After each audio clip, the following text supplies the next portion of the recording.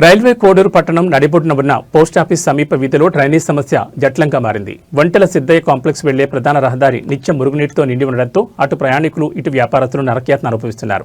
వర్షాకాలం ఎండాకాలం తేడా లేకుండా ఏడాది పొడవునా డ్రైనేజ్ నీరు రోడ్డుపైనే ప్రవహిస్తోంది. ప్రజలు ఈ మురుగునీటిలోనే నడవాల్సి రావడం వల్ల అంటువ్యాధులు ప్రబలే ప్రమాదం ఉందని స్థానికులు ఆందోళన చెందుతున్నారు.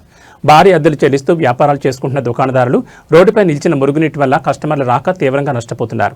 అధికారులకు ఎన్నిసార్లు మొరపెట్టుకున్నా ఫలితం లేదని వారు వాపోతున్నారు. ఓట్లు వేసి గెలిపించింది ఇలా మురుగులో నడవడానికా అని వీధి ప్రజలు ప్రశ్నిస్తున్నారు. ఇప్పటికైనా స్థానిక ఎమ్మెల్యే పంచాయతీ అధికారులు స్పందించి తమ పనితీరును సమస్య పరిష్కారం ద్వారా చూపాలని డిమాండ్ చేస్తున్నారు.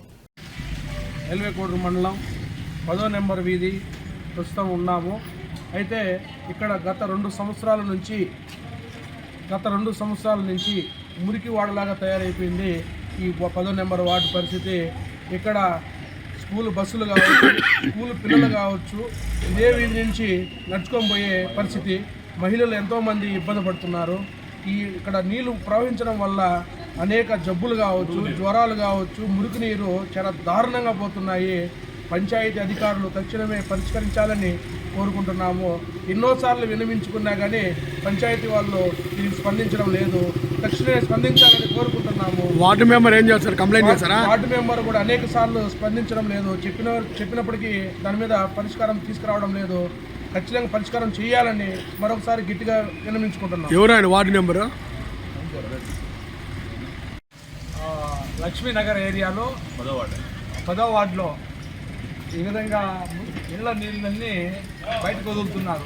అలాగే ఇల్లు కడిగిన నీళ్లు కావచ్చు, బాత్రూమ్ నీళ్ళు కావచ్చు, అనేక రకాల నీళ్ళన్నీ ఏరియాలో వీధుల్లో ప్రవహిస్తున్నాయి. దీనికి సంబంధిత అధికారులు, పంచాయతీ సంబంధించిన అధికారులు దీన్ని స్పందించి దీన్ని చర్యలు తీసుకోవాలని కోరుతున్నాం. ఈ ప్రాంతం అయితే చాలా దారుణంగా ఉంది.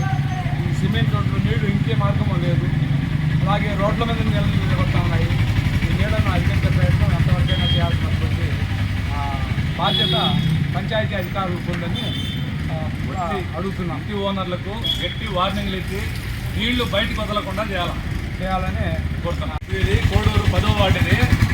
365 రోజులు బాత్రూమ్ నీళ్లు, వాషింగ్ మిషన్ నీళ్లు 365 రోజులు నిత్యం వదులుతున్నారు.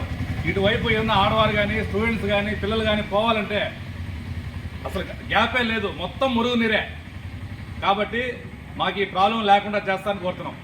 దీనిపై స్పందించి పంచాయతీ అధికారులు వచ్చి చూసి ఎవరైతే నీళ్లు వదులుతున్నారో వాళ్ళ కుళాయిలు బంద్ చేస్తున్నా లేకపోతే ఫస్ట్ వార్నింగ్ ఇచ్చి వాళ్ళ కుళాయిలు బంద్ చేయాలనుకుంటున్నాం.